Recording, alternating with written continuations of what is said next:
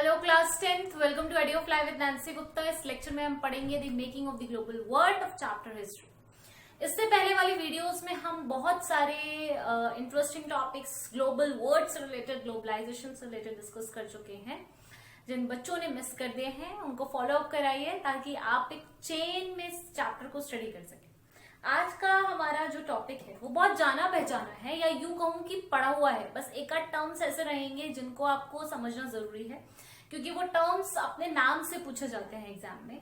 तो टॉपिक है Indian trade, colonialism and the global system. यानी कि जो हमारा ट्रेड था और हमारा जो ग्लोबल सिस्टम था हमारे व्यापार से, और उसके ऊपर हम थे कॉलोनाइज्ड बाय ब्रिटिशर्स। तो ये तीनों चीजें कैसे बैलेंस हो रही थी, कैसे कॉलोनिज्म में हम एक ग्लोबल ट्रेड कर रहे थे। यानी कि एक तो हमें हथियार रखा है, तो जिसने हथियार रखा है भाई, जिसने कॉन्क्वेस्ट कर रखा है हमको, वो कैसे हमें अलाउ करेगा कि हम प्रॉस्परस हों या हम फ्लरिश करें बिना उसके फायदे के। तो फिर भी हम ट्रेड कर रहे थे, तो वो कैसा ट्रेड था जो हम कर रहे थे और उसका क्या असर था, ये आज हम देखेंगे। इससे पहले कि मैं आपको ये सारे बोर्ड पे लिखे हुए एनसीईआरटी हाइलाइट्स बताऊं, एक छोटी सी कहानी सुन लीजिए, ठीक है। देखो, हुआ ये कि एक छोटा सा एग्जाम्पल लेकर चलते हैं। मैं बोर्ड पे एक छोटी सी कहानी बना देती हूँ कहीं पे, ताकि आपको आसानी हो जाए समझने में। ओके, आई होप आपको ये पोर्शन दिख रहा होगा सबको, ठीक है। तो मैं यही बनाती हूँ। ये एक रीजन है ए, ठीक। ये बहुत दूर इसके बाद कहीं एक रीजन है बी, ठीक है। तो ए इंडिया है और बी ब्रिटिशर है, ठीक। चलो, अब क्या हुआ, इन्होंने इनके ऊपर कब्जा कर लिया, ठीक। अब ए पहले, इनके कब्जा करने से पहले बहुत प्रॉस्परस था, बहुत संपन्न था, बहुत खुश था। इनफैक्ट ये हालत थी कि ए का जो ट्रेड था, यानी कि ए कपड़ा बनाता था, एक कॉटन का क्लोथ, जो कि बहुत फाइन और बढ़िया क्वालिटी का कॉटन बनाता था। तो ए वो बढ़िया क्वालिटी का कॉटन बी को भेजता था, ठीक है, एक्सपोर्ट कर रहा था, समझ रहे हो। तो ये यहाँ पे एक कॉटन का क्लोथ एक्सपोर्ट हो रहा है,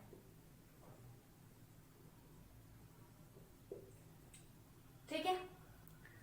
अब देखो क्या हुआ, बी ने कब्जा कर लिया। अब बी को बड़ी हैरानी कि जिसको हमने गुलाम बना रखा है वो हमें बेच रहा है, हम उससे कुछ खरीद रहे हैं, हमारा पैसा उनके यहाँ जा रहा है।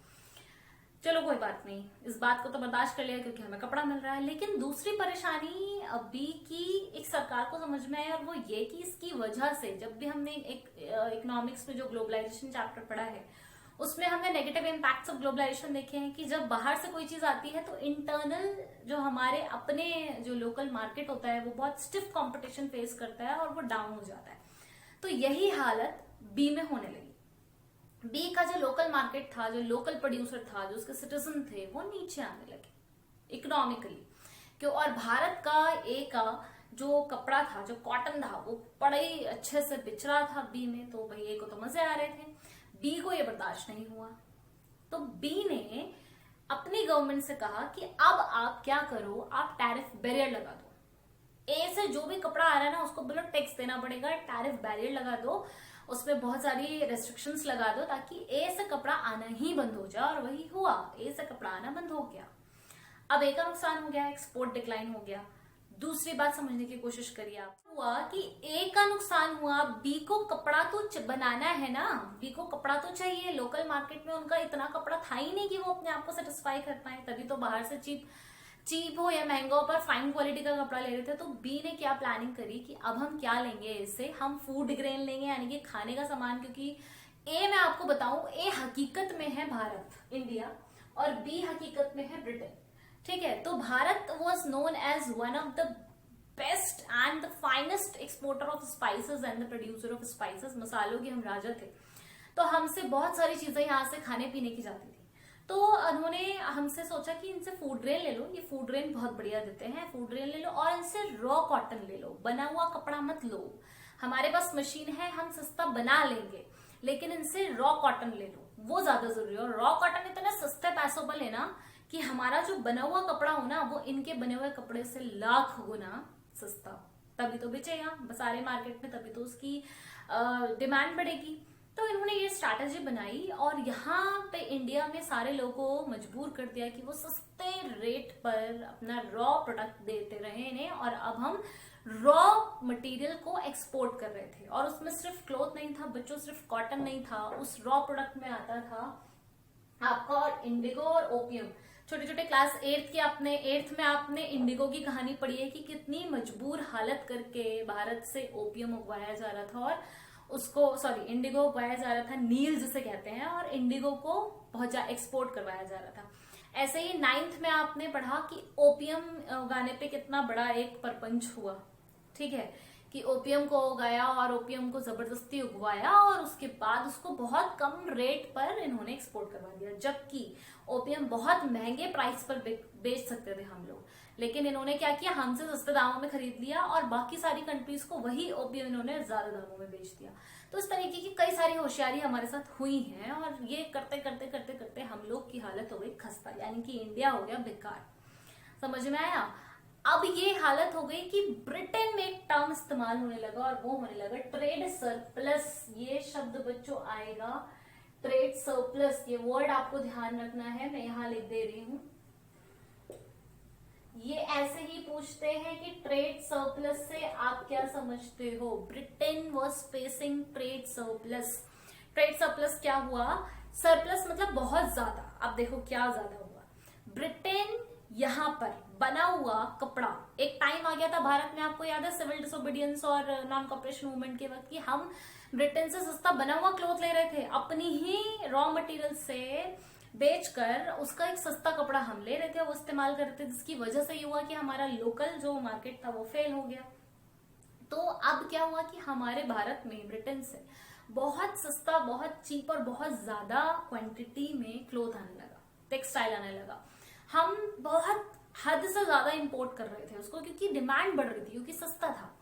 तो इनको मजा आ रहे थे कि यहाँ से तो पैसा मिल रहा है, भारत से तो पैसा मिल रहा है, एक्सपोर्ट बहुत हो रहा है उनका। लेकिन एक टाइम ऐसा भी था कि यहाँ से तो वो चीजों को पैसा ले रहे थे, लेकिन बहुत सारी चीजें वो बहुत सारी कंट्रीज से ले रहे थे, यानी कि इंपोर्ट कर रहे थे। तो वो इंपोर्ट का पैसा वो कैसे मैनेज कर रहे थे? भारत से मैनेज कर रहे थे। यहाँ से आ रहा है पैसा और उस पैसे को वो उधर उधर काम में अपने लगा रहे हैं। तो इस तरीके से वो अपने ट्रेड को मैनेज कर रहे थे और इसी तरीके को, इसी क्वालिटी को कहा जाता है ट्रेड सरप्लस, जहां पर आप दूसरे कंट्री से बहुत कुछ ले रहे हो, आप डिपेंडेंट हो, लेकिन आपका खर्चा नहीं हो रहा, क्योंकि कहीं ना कहीं से वो जो खर्चा आप कर रहे हो ना वो बैलेंस हो रहा है, कहीं से आ रहा है और कहीं जा रहा है। This is trade surplus. Bharat में ट्रेड सरप्लस था, बहुत ज्यादा हम लोग इंपोर्ट करने लगे थे इनका बनाया हुआ कपड़ा, जिसकी वजह से ही अपनी इकोनॉमिक स्थिति को बेहतर ही और बेहतर करते चले जा रहे थे। तो ये आपने कहानी पढ़ ली। और दूसरा एक और नया सिस्टम लाए थे, ये था वो होम चार्जेस का। होम चार्जेस क्या था? जितने भी इनके ऑफिसर्स भारत में रह रहे थे, जितने भी इनके ट्रेडर्स भारत में रह रहे थे, वो रहेंगे तो घर लेंगे ना, घर में रहेंगे तो उसका किराया देंगे, प्राइवेट थे या जमीन खरीदेंगे, कुछ भी करेंगे, जितना पैसा भारत से आ रहा था ना कपड़ा लेने की वजह से, वो सब मैनेज हो रहा था, क्योंकि वो होम चार्जेस देने में, भारत से व्यापार होने में, भारत के जो होम चार्जेस थे, जो उनके रहने के खर्चे थे, वो आराम से रेमिट हो रहे थे। समझ रहे हो कि कोई व्यापार कर रहा है, आपको कोई सामान दे रहा है, और इंडिया के पीपल तो वैसे बहुत बड़े दिलदार थे, कहीं पैसा कम हो गया, कहीं रेमिट हो गया, कहीं देना ही नहीं पड़ रहा है। तो इस तरीके से बहुत आराम से ब्रिटिश ऑफिसर्स और ट्रेडर्स के जो होम पेज चार्जेस थे वो आराम से रेमिट होते चले जा रहे थे। तो ये तो मजे में ही थे, ये तो यहाँ बस ऐसे ही फल फूल रहे थे बिना किसी मेहनत के, उल्टा अपना व्यापार भारत में चला रहे थे। अब यही चीज हम देखेंगे एक बार एनसीईआरटी भाषा में। देखो, let's begin from here. India exported fine cloth to Europe. ठीक है, पूरे यूरोप में अगर मैं बात करूं, स्पेशली ब्रिटेन में, हम बहुत ही बढ़िया क्वालिटी का कपड़ा जो था वो देते थे। लेकिन to safeguard local market, tariff various were imposed. पर इनको लगा रही क्या हो रहा है, हमारा लेने से हमारा लोकल मार्केट तो नीचे जा रहा है, हमारे अपने आदमी को नुकसान हो रहा है। तो उनकी सरकार ने टैरिफ बैरियर लगा दिया और भारत से कपड़ा जाना हो गया बंद। मैन्युफैक्चर कपड़ा, ठीक है, फाइन कपड़ा, तैयार कपड़ा बंद हो गया। अब in 19th century rather British started exporting cloth and Indian shares drop down. अब इन्होंने क्या करना शुरू कर दिया, इन्होंने भी सोचा कि भारत की तरह हम भी कपड़ा बना के बेचना शुरू कर देते हैं। इन्होंने भी, भाई मशीन थी इनके पास, इन्होंने सस्ता कपड़ा बनाया और बेचा, जिसकी वजह से भारत के शेयर, क्योंकि हम सिर्फ ब्रिटेन को कपड़ा नहीं दे रहे थे, हम कपड़ा और भी बहुत जगह दे रहे थे, लेकिन हमारा हैंडमेड था, हमें मशीन नहीं थी, इनके पास मशीन थी, तो उनका कपड़ा सस्ता था, जिसकी वजह से भारत को एक बहुत बड़ा नुकसान हुआ और हमारे share all over exporting countries में 30% से 15% रह गया और उसके बाद 1870s तक वो केवल 3% रह गया, यानी कि इन्होंने हमारा पूरा व्यापार ठप कर दिया। आगे देखेंगे, raw material exported from India went up, लेकिन ये हमारे रॉ मटेरियल से ही तो कपड़ा बना रहे थे, तो हमारा रॉ मटेरियल का एक्सपोर्ट बढ़ गया। कितना बढ़ा? 12 से 71 तक आते आते 5% से 35% हमारा रॉ मटेरियल एक्सपोर्ट बढ़ने लगा। अब देखो क्या क्या एक्सपोर्ट कर रहे थे हम, सिर्फ कपड़ा नहीं कर रहे थे, इंडिगो और ओपियम भी हम एक्सपोर्ट कर रहे थे, और वो भी बहुत लार्ज स्केल पे और कम दामों में। सबसे बड़ी बात, कम दामों में। Value of British export is still higher than import, is still higher than export, लेकिन भारत में इम्पोर्ट की वैल्यू अब भी ज्यादा थी और एक्सपोर्ट कम था। दोनों चीजें कर रहे थे हम, इंपोर्ट कर रहे थे तैयार कपड़ा और एक्सपोर्ट कर रहे थे रॉ मटेरियल, लेकिन हमारा जो इंपोर्ट था वो ज्यादा था और एक्सपोर्ट कम था, जिसकी वजह से हमारी स्थिति नीचे थी। ब्रिटेन ट्रेड सरप्लस पे होम चार्जेस। देखो ट्रेड सरप्लस मैंने आपको समझाया क्या था। ट्रेड सरप्लस होने की वजह से ये अपने होम चार्जेस बहुत आसानी से रेमिट करवा पा रहे थे। किस किस के? ब्रिटिश ऑफिसर्स के और ट्रेडर्स के जो भारत में रह रहे थे। ये पूरी स्थिति की वजह से हमने नॉन कॉपरेशन मूवमेंट में ये मुद्दा भी उठाया था कि से नो टू फॉरेन क्लोथ्स, क्योंकि फॉरेन क्लोथ्स की वजह से भारत का ना सिर्फ एक्सपोर्ट डिक्लाइन हुआ 3%, बल्कि हमारी जो अपनी लोकल मार्केट थी इंपोर्ट की वजह से वो भी डिस्ट्रॉय हो गई थी, सारे लोगों की हालत खराब हो गई थी। ठीक है, आई होप आपको समझ आया होगा कि सिचुएशन क्या है, क्योंकि सिचुएशन हमने कई बार पढ़ी है, 9th में भी पढ़ी है, 8th में भी पढ़ी है और 10th में भी हमने नॉन कॉपरेशन और सीडीएम वाले चैप्टर में पढ़ी है, चैप्टर नंबर 2 ऑफ हिस्ट्री। तो ये सिचुएशन एक ऐसी है जिसकी वजह से हमारी हालत खराब हुई, because once we were known as सोने की चिड़िया, और अब ये हालत हो गई है कि हमारा जो इम्पोर्ट है वो ज्यादा है और एक्सपोर्ट कम है। तो ये लाया गया, ये कंडीशन बनाई गई, ये ब्रिटिशर्स की एक बहुत क्लेवर पॉलिसी थी अपने आप को ट्रेड सरप्लस बनाने की भारत में, कि ज्यादा दो, पैसा लो इनसे और अपनी जरूरतों को दूसरी कंट्री से पूरा करो, और वहां पे भी यहां से एडवांटेज लेके यहाँ का एक्सपोर्ट बंद करके वहां पे एक्सपोर्ट लेना शुरू करो। तो ये उनका एक बड़ा ही बढ़िया एक नायाब से प्लान था, एक स्ट्रैटेजी थी जिसमें वो सक्सेसफुल हुआ और जिसकी वजह से हमारी इकोनॉमी नीचे आ गई। तो ये इम्पैक्ट था कॉलोनाइजेशन का on our global system, on Indian global system. ठीक, आई होप आपको आज का लेक्चर बिल्कुल क्लियर हुआ होगा। In case if you have any doubts आप कमेंट सेक्शन में लिख के पूछ सकते हैं। Keep sharing, keep liking, keep subscribing, because this is the only motivation for me to do better and better each day. Stay blessed, stay happy, bye bye.